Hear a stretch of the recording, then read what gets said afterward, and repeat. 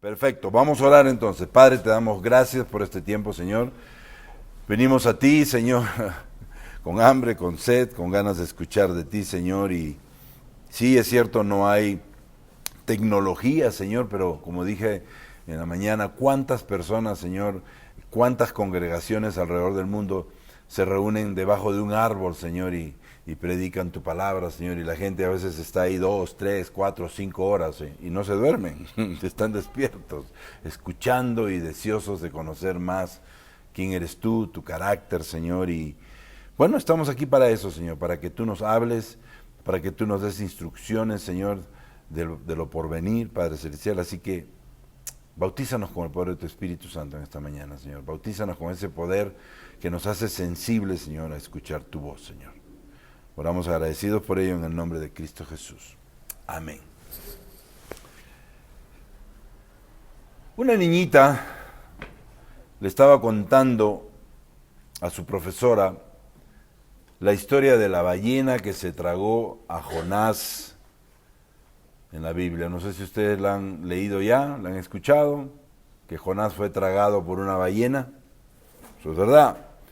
Pero esta niñita le estaba contando esa historia a la profesora y la profesora le dijo que era físicamente imposible que una ballena se tragara a un ser humano porque aunque era un mamífero muy grande, su garganta era muy pequeña.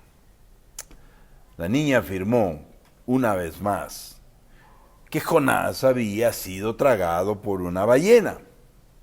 Así que, irritada la profesora, le repitió, una ballena no puede tragarse ningún ser humano, físicamente es imposible. Entonces la niñita dijo, bueno, cuando llegue al cielo, le voy a preguntar a Jonás, le voy a preguntar a Jonás si es verdad o no. Entonces la maestra le preguntó, ¿y qué pasa si Jonás se fue al infierno? Y la niñita le contestó, entonces le pregunta a usted. Entonces le pregunta a usted. Lo admirable de este chiste es la convicción y la seguridad de que esta niña se iba al cielo. De la profesora no sabemos, pero puede que este testimonio la haya hecho pensar, ¿no? Y yo creo que eso es importante, que nosotros tengamos esa seguridad, ¿no? De que el día que partimos, que no lo sabemos, porque realmente no sabemos cuándo nos vamos a ir. Yo sé que voy a vivir 120 años, pero el día que partamos, la pregunta es ¿a dónde vamos a ir, no? ¿Al cielo o al infierno, no? Y vamos a ver también cómo David tenía esa seguridad. David, a pesar de que cometió un pecado de adulterio, ¿no? Hemos estado viendo, para los que no han estado, desde el capítulo 11 de 2 de Samuel, estamos en el 12 ya, David cometió un pecado de adulterio y sin embargo David es conocido como un hombre conforme al corazón de Dios. Y tú te preguntarás, y yo me pregunto, ¿somos nosotros hombres y mujeres que tenemos un corazón conforme al corazón de Dios? Cada uno se puede hacer esa pregunta. ¿Soy yo una persona que tengo ese corazón conforme al corazón de Dios? Pues la respuesta es que si has recibido a Jesucristo como tu Señor y Salvador, lo tienes. Si tú has recibido a Jesucristo como tu Señor y Salvador, tienes ese corazón conforme al corazón de Dios. ¿Por qué? Porque el Espíritu Santo vive dentro de ti. ¿Ok? Ahora, eso no quiere decir que somos perfectos. David no lo fue. David fue un ser humano imperfecto como cada uno de nosotros aquí presentes. Y la semana pasada, en nuestro último estudio de 2 de Samuel, justamente vimos cómo después que Dios envía al profeta Natán, entendamos esto, David por mucho tiempo había estado tratando de esconder su pecado del ser humano. Sí, Del ser humano podemos esconder nuestro pecado. Yo no sé si tú en este momento estás practicando un pecado, no lo sé. Y quizás de nosotros lo puedes esconder. De mí, de tus amigos, de tu mamá, de tu papá, lo puedes esconder. Yo conocí a un amigo que por muchos años se drogaba y usaba mucha cocaína. Y la mamá decía, no, mi hijito ni hablar, mi hijito es un hijito lindo, precioso. ¿Qué va a usar esas cosas si él sabe que eso es malo? Hasta que un día lo encontraron en un basurero muerto con sobredosis. ¿No? Podemos escondernos del ser humano, pero no podemos escondernos de Dios. Y David, por un tiempo, se escondió del ser humano, pero Dios lo sabía. Y le dio muchas advertencias de su pecado, de que estaba practicando el pecado, de que había prácticamente robado una mujer que no le pertenecía porque encima era casada, y para cubrir ese pecado, porque ella salió embarazada, manda matar a Urías. Se confabula con su general Joab, lo pone frente de la batalla y obviamente es herido y muerto.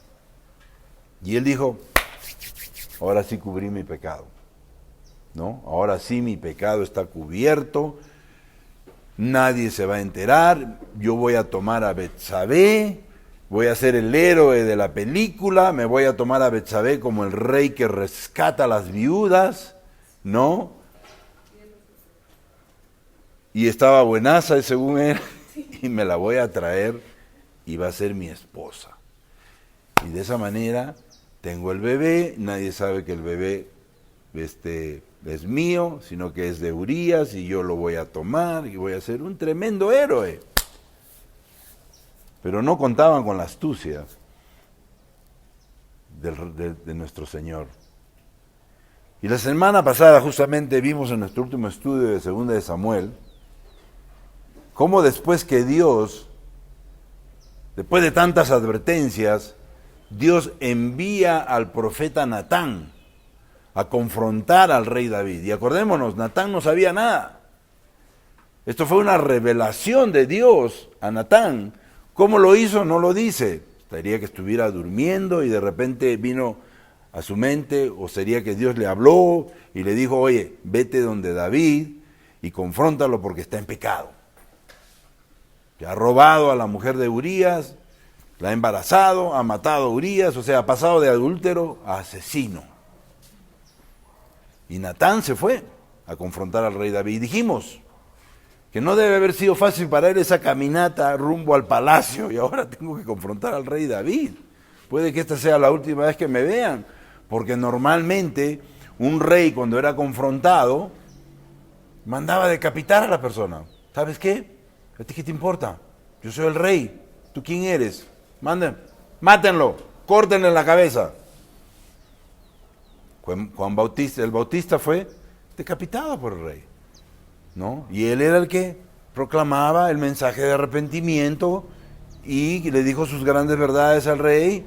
Y este rey después buscó un pretexto, vino la hija de la esposa y lo mandó matar, lo decapitó y trajo la bandeja de plata con la cabeza de él. Ahí está, muerto. O sea, Natán pensaba probablemente, ¿y ahora? ¿Qué le digo? ¿No? Y obviamente creó una parábola, una historia ficticia, donde de alguna manera lo debería haber puesto a David en evidencia, ¿no?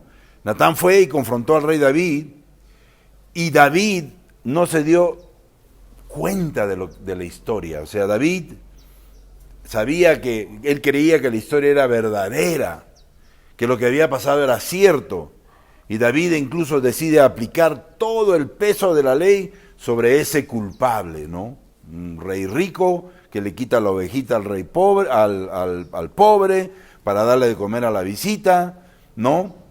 Un acto de injusticia, y David se amarga tanto que decide aplicar todo el peso de la ley sobre el culpable. Es más, la ley decía que si te quitaban una tenías que devolver 4, pero él dijo, no, que lo maten. Sin darse cuenta, él se estaba dando la sentencia a él mismo, porque él era el verdadero culpable. Y comenzamos ese estudio de la semana pasada viendo el punto 1 que dice, las consecuencias de tu pecado pueden afectar a tu familia. De una u otra manera pueden afectar a tu familia. Un hombre borracho, un hombre alcohólico, llega a su casa, le pega a su mujer, le grita, pega a sus hijos, afecta a su familia, su pecado, ¿no? Y vimos precisamente en los versículos 10 y 11 de 2 Samuel capítulo 12, que Dios le dijo, por lo cual ahora, y esta es la consecuencia, ¿no? Por lo cual ahora, 2 Samuel capítulo 12, versículos 10 y 11, ya el pecado fue descubierto, ya Natán le dijo todo lo que tenía que decirle y ahora le dice, por lo cual ahora no se apartará jamás de tu casa la espada, por cuanto me menospreciaste. Menospreció a Dios al menospreciar la palabra de Dios, al menospreciar los mandatos de Dios. Iglesia, dijimos que cuando tú menosprecias o desprecias la palabra de Dios, estás despreciando directamente a Dios.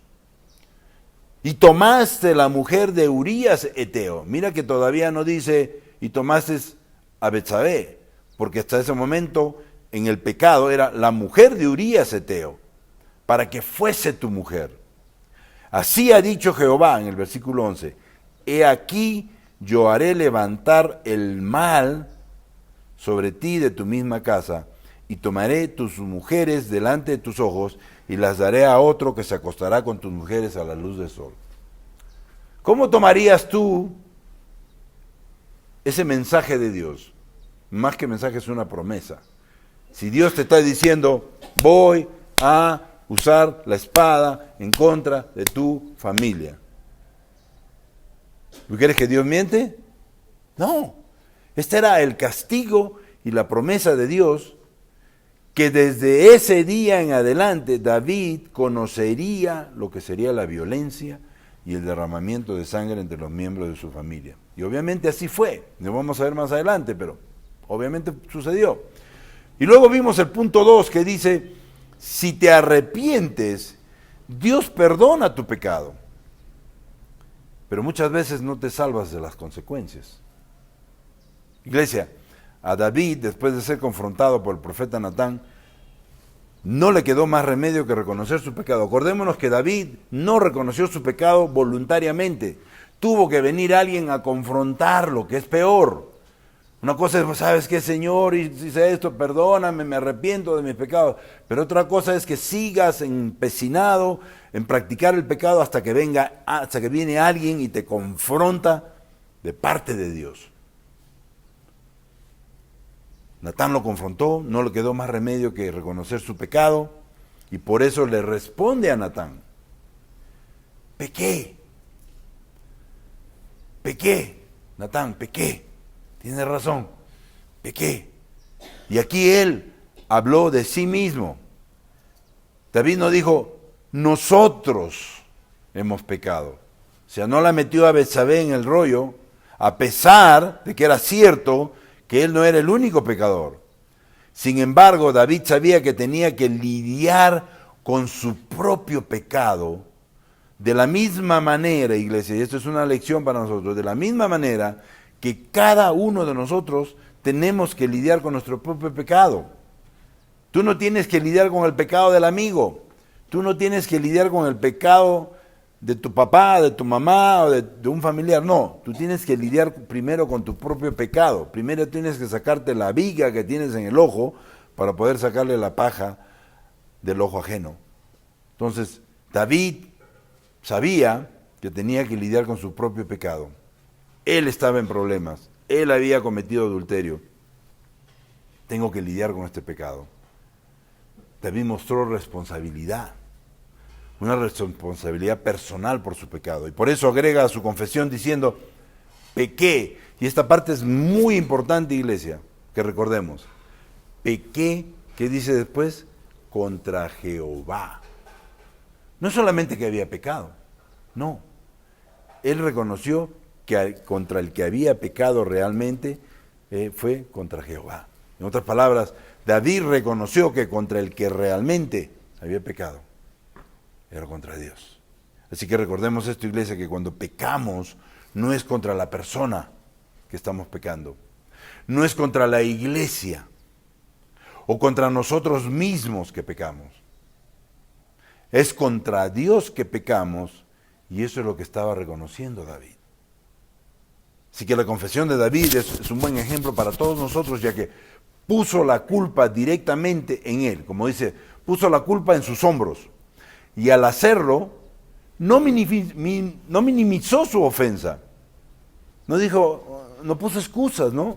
David se dio cuenta de que había pecado especialmente contra Dios y que por lo tanto no hay excusas. Él lo ve todo, él lo sabe todo. Dije la semana pasada, él estuvo hasta en la alcoba de David. Él vio todo. Para Dios no hay escondites, no hay encubrimiento de pecado, no se busca una escapatoria, no se presenta ningún pretexto, no se alega ninguna debilidad humana. Muchas personas cuando son confrontados por el pecado dicen, es que yo tengo debilidad por las mujeres. Todos los hombres tienen debilidad por las mujeres, quiero decirles. Pero para eso existe el dominio propio. Ay, es que si me dan una cerveza ya no puedo decir no a la segunda. No hay primera sin segunda. Ay, que si me invitan un tronchito no puedo rehusarme. El olorcito me mata. Soy débil. Sí, como seres humanos somos débiles. Pero tenemos esa fortaleza que viene a través de ¿quién? Del Espíritu Santo. Y por eso tenemos que activar el Espíritu Santo en nosotros constantemente, para que a través de él tengamos el dominio propio de decir no. No. Aunque te insistan. No, no quiero. Gracias, paso. ¿No? Fue muy difícil esta semana de octubre de celebraciones porque llegó toda una familia de 11 personas, de la familia de Sandra, y era pues una chupadera por todos lados. Y insistían y te ponían el trago ahí y yo el celular. Mira, creo que he sido mejor artista que Brad Pitt en ese momento. Perdón un ratito. ¿Sí? Sí. Me tengo que ir. Chao. Pero no, ya regreso un ratito que es un asunto importante. Y me iba y me encerraba en mi dormitorio y me veía Law and Order o cualquier película, pero no salía. No salía, porque podía ser tentado. Ok, tomo una y después tomo otra y después tomo otra y no. Entonces, si no puedes dominar esa debilidad, huye, dice la palabra, huye. Así que yo huí, cuando después los encontraba en casa o me encontraba en casa, sí, bueno, la verdad es que paso, nada más. Y me iba, ¿no? Pero me regalaron un caballito, eso fue la parte buena de todo. David reconoció abiertamente su pecado, no le quedó de otra. David mostró responsabilidad. David mostró antes que nada que era un hombre conforme al corazón de Dios. Ya que otros hombres en su misma posición podrían haberse defendido con alguna excusa, como dije, podrían incluso haber matado al mensajero, al pobre Natán. Ahora, David no actuó así porque él conocía a Dios. O sea, actuó así porque él conocía a Dios y conocía el error de su acción. Y por eso confesó su pecado. O sea, él sabía de antemano que lo que había hecho estaba mal. Tú sabes de antemano, desde un comienzo, que lo que tú vas a hacer está mal.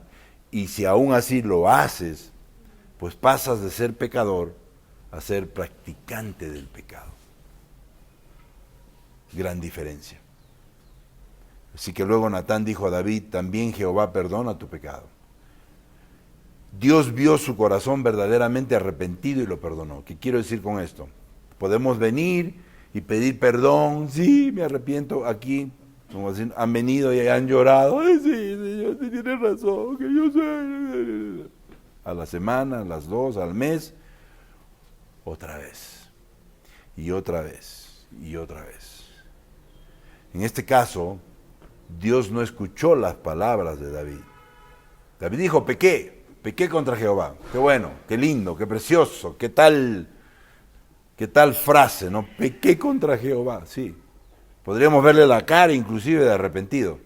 Pero Dios no estaba viendo eso, Dios estaba viendo el corazón de David. Y por eso lo perdonó, porque Dios vio verdaderamente un corazón arrepentido. Y lo perdonó al punto que le dijo, no morirás. Ya que la pena que correspondía por adulterio, bajo la ley de Moisés, era muerte por adulterio. Nadie, ni reyes, ni nada, todos estaban bajo esa ley. Pero Dios le dijo, no morirás. Y aquí aplica otro principio, porque espiritualmente hablando, la práctica del pecado nos hace morir espiritualmente. Nos hace alejarnos de la iglesia. Nos hace que de repente ya no queremos leer la Biblia porque estamos con ese sentimiento de culpa, con esa cuestión que el Espíritu Santo nos confronta, que no leemos la Biblia, que no a veces ni dormimos. Estamos muertos espiritualmente. Dios perdonó la muerte en David. Y aunque tenemos que reconocer que David se comportó como cualquier hombre del mundo, porque lo que él hizo es lo que el hombre del mundo lo hace sin ningún problema. No le importa si son solteras, casadas, viudas, divorciadas. Van y persiguen a esa mujer y muchas veces terminan conquistándola. David se comportó como un hombre del mundo, iglesia, y eso no debe ser normal. Es normal para el mundo, pero no debe ser normal para nosotros. Para nosotros debe ser anormal, para el pueblo de Dios, para los hijos de Dios. Las cosas del mundo, las prácticas mundanas, deben ser anormales para nosotros. Así que Dios le perdonó a David su pecado, pero no lo protegería de la consecuencia de su pecado. Y por eso le dijo, el hijo que te ha nacido de Betsabé, ciertamente morirá.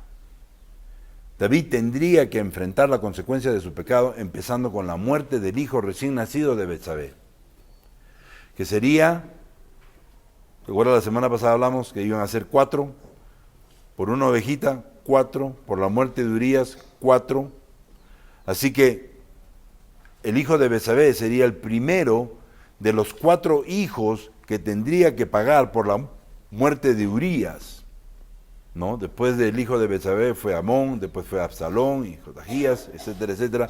Lo vamos a ver más adelante, pero sí murieron 4. Sí, David tuvo que pagar 4, pero no fueron uno inmediatamente. Primero fue el hijo de Betsabé. Ahora leamos juntos los versículos del 15 al 23, un poquito largo. Y Natán se volvió a su casa. O sea, después que le dijo todo lo que le dijo, David no lo mató, David le escuchó, y ahora dice, Natán se volvió a su casa. El autor se asegura de decirnos que Natán no fue castigado por haberse enfrentado al rey de esa manera, sino que al contrario, Natán regresó tranquilamente a su casa, y Jehová cumplió su promesa, hiriendo al niño que la mujer de Urías había engendrado de David, y enfermó gravemente. Entonces David rogó a Dios por el niño, y ayunó David, y entró y pasó la noche acostado en tierra, y se levantaron los ancianos de su casa, y fueron a él para hacerlo levantar de la tierra, mas él no quiso, ni comió con ellos pan. Y al 7º día murió el niño. Y temían los servidores de David hacerle saber que el niño había muerto, diciendo entre sí, cuando el niño aún vivía, le hablábamos, y no quería oír nuestra voz. ¿Cuánto más se afligirá si le decimos que el niño ha muerto? Mas David, viendo a sus servidores hablar entre sí, entendió que el niño había muerto, por lo que dijo David a sus criados, ¿ha muerto el niño? Y ellos respondieron, ha muerto. Entonces David se levantó del suelo, se lavó, se ungió, se cambió de ropa, entró a la casa de Jehová y adoró. Después vino a su casa y pidió que le trajesen de comer y comió. Y le dijeron sus siervos, ¿qué es esto que has hecho? Por el niño vivo aún ayunabas y llorabas, y ahora que ha muerto él, te levantas y comes. Y él respondió, viviendo aún el niño, yo ayunaba y lloraba, diciendo, ¿quién sabe si Dios tendrá compasión de mí y vivirá el niño? Mas ahora que ha muerto, ¿para qué he de ayunar? ¿Podré yo hacer volver? Yo voy a él, mas él no volverá a mí. David estaba claro que ya no había nada que hacer, ya el niño murió. Ya el niño murió, se acabó. Ya el niño no está ahí, ya el niño está en la presencia del Señor. Punto 3, si estás tomando nota, cuando empieza a llegar la consecuencia de tu pecado. Y digo en este punto que la consecuencia del pecado de David empieza a llegar. No es que llega de golpe, ¡brum! No. Primero el niño fue herido de muerte, pero no murió. Pasaron 7 días, 7 días de sufrimiento, 7 días donde David estaba de rodillas, orando, ayunando, pidiendo por él. Así empieza la consecuencia del pecado, de a poquito, ¿no? Y digo que empieza a llegar porque, desgraciada o afortunadamente, dependiendo del punto con que lo veas, toda la consecuencia de tu pecado muchas veces no llega de golpe, sino llega poco a poco. ¿Qué quiero decir con esto? Por ejemplo, los 4 hijos de David no murieron el mismo día, ni a la misma hora, ni en el mismo lugar. Fue poco a poco.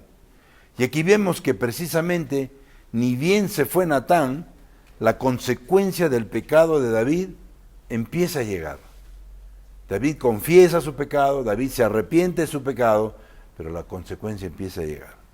Y dice el texto, Jehová hirió al niño. Esto es difícil de aceptar para muchos, iglesia, pero lamentablemente, a menudo, el inocente sufre por el pecado del culpable. Y aquí el autor no duda en atribuir directamente al Señor la enfermedad de este niño, de acuerdo con la palabra del profeta. El inocente sufre por el pecado del culpable.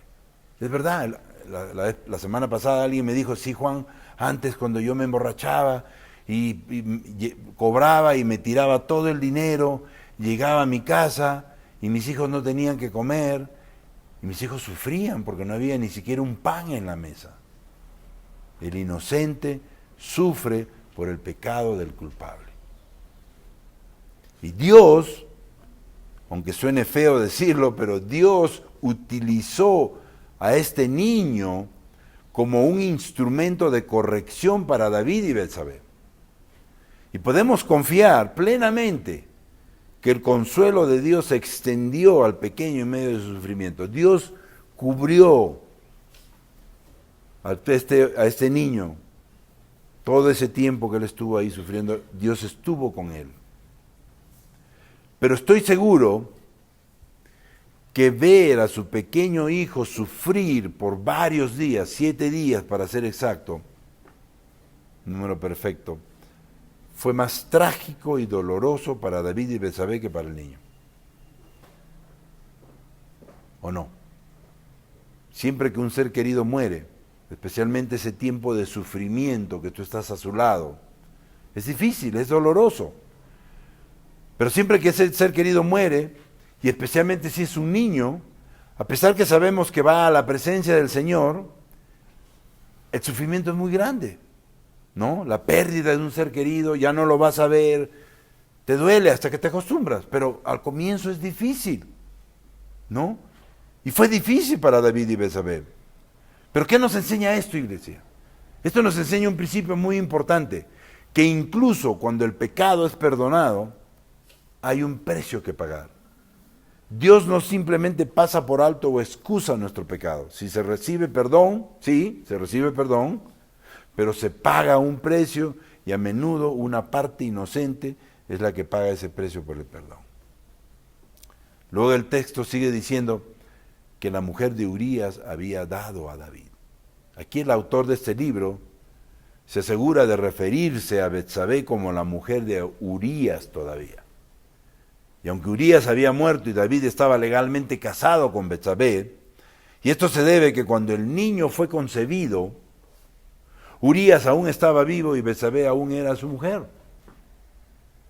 Y es también para Dios la manera de decir, la muerte de Urías y el matrimonio posterior de David con Betsabé no hacen que todo esté bien. En otras palabras, no creas que porque te casaste con Betsabé y ahora eres el gran héroe de la película, ya todo va a quedar ahí. Iglesia, no podemos cubrir el pecado con una bendita, no podemos cubrir el pecado con un curita. No, tenemos que arrepentirnos, tenemos que pedir perdón, sí, pero el Señor es claro que Él está viendo todo. Y dice el texto que entonces David rogó a Dios por el niño. David estuvo en lo correcto al tomar el anuncio del juicio de Dios, cuando Natán le dijo lo que iba a pasar, ¿no? David tomó el juicio de Dios como una invitación a buscar fervientemente su misericordia. Iglesia, cuando el juicio de Dios se anuncia o está presente, no debemos recibirlo de manera pasiva o rendirnos fácilmente. Al contrario, debemos clamar a Dios en arrepentimiento y pedir su gracia y misericordia. Al final, va a depender de Él. Y nosotros debemos aceptar su voluntad cualquiera que sea.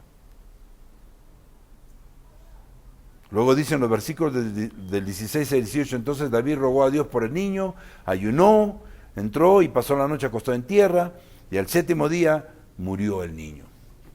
Por más que David estuvo ayunando y tirándose cenizas y quizás se rompió el traje y estaba de rodillas pidiendo, el niño murió. ¿Qué nos muestra esto, iglesia? Esto nos muestra que la oración y el ayuno extraordinarios no cambian la mente de Dios. Lo que sí cambia es el corazón de la persona, ya que la oración y el ayuno pusieron a David en el lugar correcto para recibir lo que debía recibir de Dios, pero no obligó a Dios a cambiar su plan. El ayuno, la oración, clamar por misericordia, preparó el corazón de David para recibir la noticia de que el hijo había muerto. Era la promesa de Dios, que tu hijo iba a morir. Esto hizo que su corazón estuviera listo para recibir la noticia. Lo que quiero decir también es que el corazón y el ayuno extraordinarios no son herramientas para obtener lo que queremos de Dios. En otras palabras, no son herramientas que podemos usar para torcerle el brazo a Dios, sino que son demostraciones de sumisión radical y una entrega genuina al poder y a la voluntad de Dios. Es decir, ¿sabes qué? Señor, me someto a tu voluntad. Lo que tú decidas, yo lo voy a aceptar. Y el corazón de David estaba preparado para eso. Yo recuerdo que cuando la mejor amiga de Sandra en Estados Unidos fue hospitalizada por un aneurisma y quedó en coma, ¿no?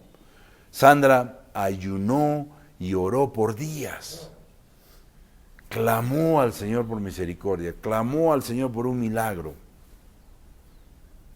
Y aunque Sandra estuvo clamando y pidiendo y el Señor le dio versículos de vida, pero eran versículos de vida eterna,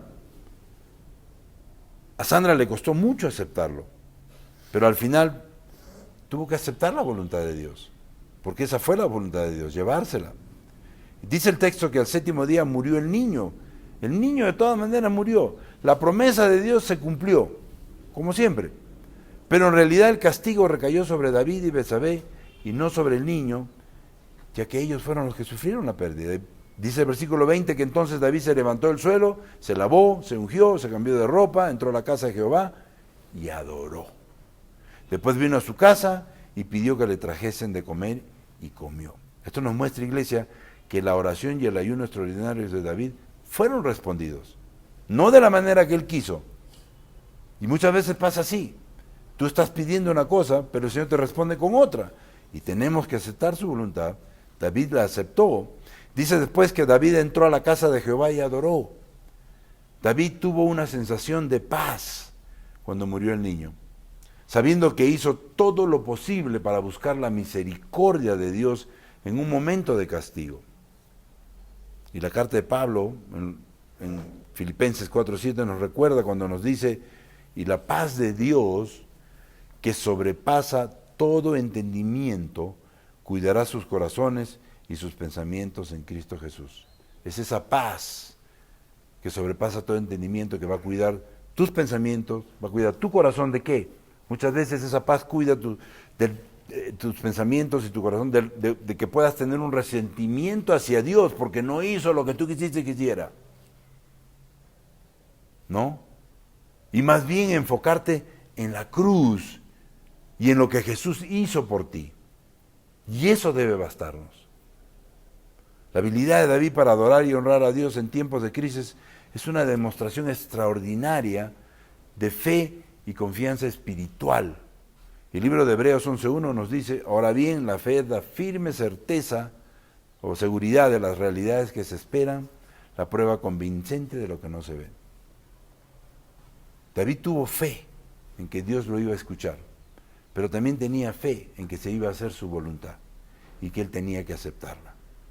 David tenía firme seguridad de su pecado, que tendría consecuencias de parte de Dios, pero su corazón ahora estaba preparado para recibirlo, ¿no? Y todavía lo que faltaba por venir.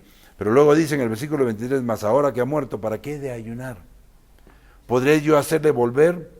Yo voy a él, mas él no volverá a mí. La paz de David estaba también en la confianza de saber que se encontraría con su hijo en el cielo. Él estaba seguro de su salvación y de la salvación de su bebé.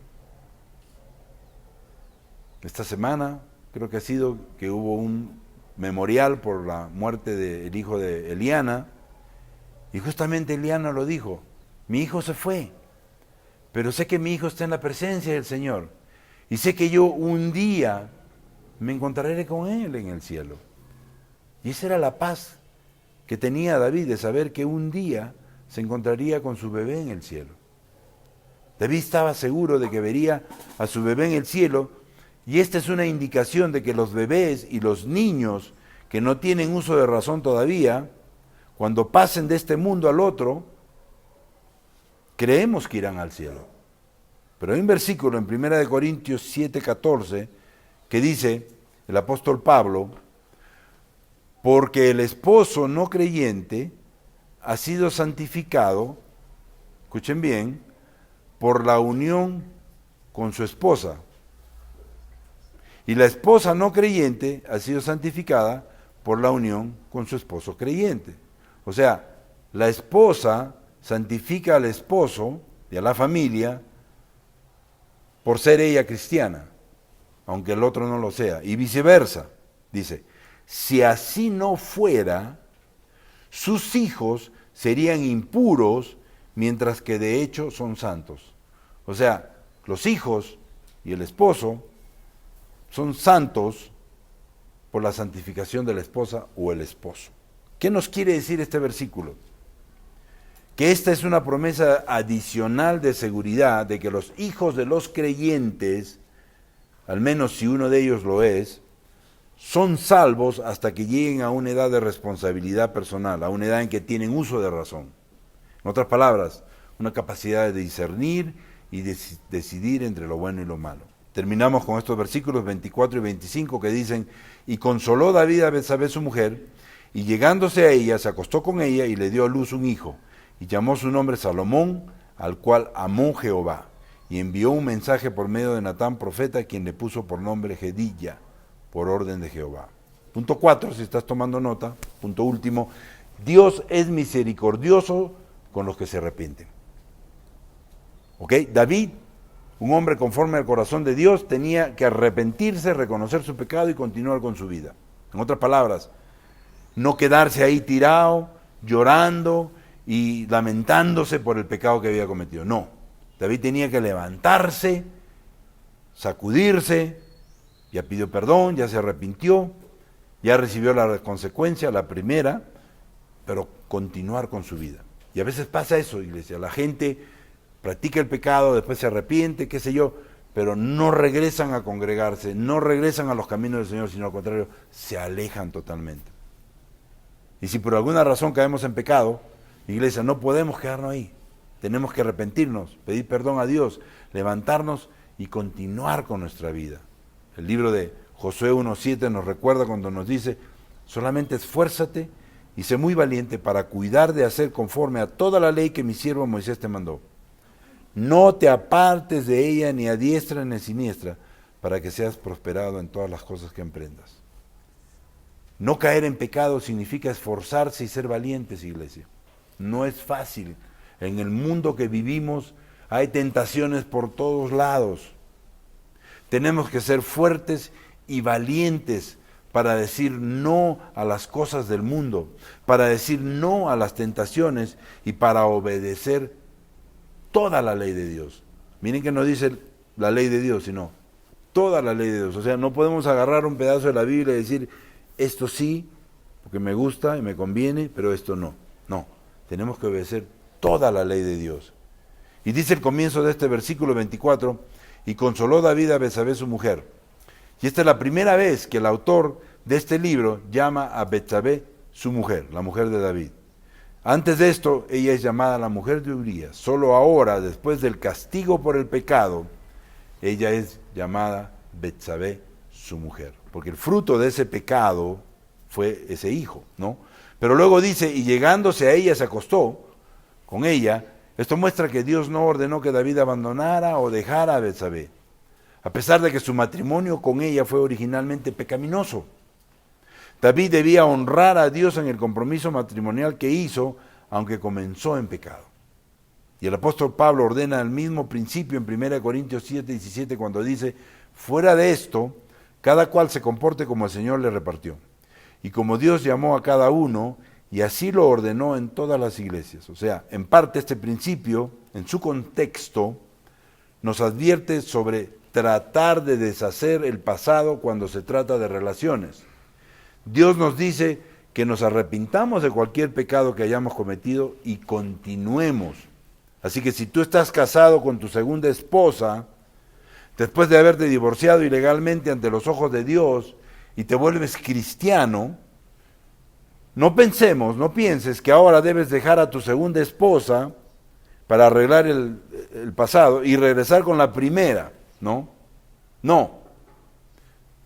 Donde el Señor te ha llamado, ahí debes seguir. ¿Ok?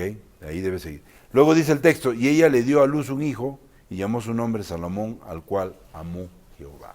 Y aquí está el gran amor de Dios, que a pesar de todo, no guardó rencor contra David y Betsabé. Al contrario, los días de bendición y fecundidad no habían terminado para David. Y es increíble decirlo para terminar, pero los mejores hijos de David vinieron de Betsabé. ¿Por qué? Porque ellos fueron el fruto de su humillación. Y dice, y llamó su nombre Salomón. Salomón, ¿sí se acuerdan quién es Salomón? Y este hijo, sorprendentemente, este hijo nacido de un matrimonio que comenzó en adulterio, es el que iba a ser el heredero al trono de David. El hijo de Betsabé, el segundo hijo de Betsabé, el primero murió, el segundo fue Salomón, y ahora este hijo iba a ser heredero al trono de David. Y Dios escogió a este hijo de entre todos los hijos de David, no solo para ser el heredero al trono, sino también para ser el ancestro del Mesías. Y para así demostrar la verdad, la gran verdad. Y tú te preguntarás, ¿cuál es esa gran verdad? La verdad de que Dios perdona a los pecadores arrepentidos. Y la gente puede no perdonar. Nosotros podemos negar a creer que realmente hemos sido perdonados por Dios. Pero Dios sí perdona a los pecadores arrepentidos, eso tenlo por seguro. Si tú realmente estás arrepentido de corazón, Dios te perdona. Y dice el versículo 25, y envió un mensaje por medio de Natán, profeta, quien puso por nombre Jedidía por orden de Jehová. El nombre de Jedidía o Jedidías, dependiendo de la versión que tenga, significa amado por Jehová. Y esta era la manera de Dios para decirles a David y Betsabé que amaría y bendeciría a este hijo, y para darles paz y tranquilidad de que ahora estaban de vuelta en el camino correcto. y que ese era el camino por el que debían esforzarse por seguir sin desviarse, como dice el libro de 1 Crónicas 22:13, y con esto termino. Entonces serás prosperado si cuidas de poner por obra los estatutos y decretos que Jehová mandó a Moisés para Israel. Y le vuelve a decir, esfuérzate.